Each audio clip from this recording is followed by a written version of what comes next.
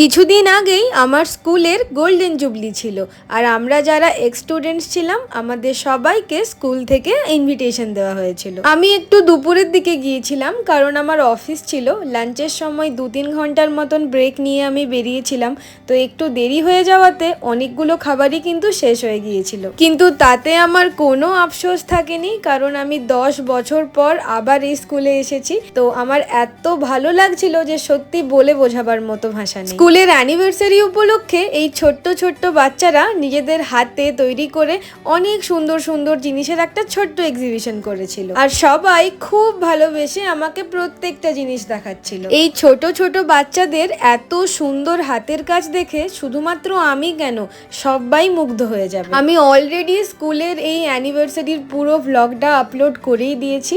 তোমরা এখনো না দেখে থাকলে আমি টাইটেলের লিঙ্কটা দিয়ে দিচ্ছি, ওখান থেকে দেখে নিও। Bye bye.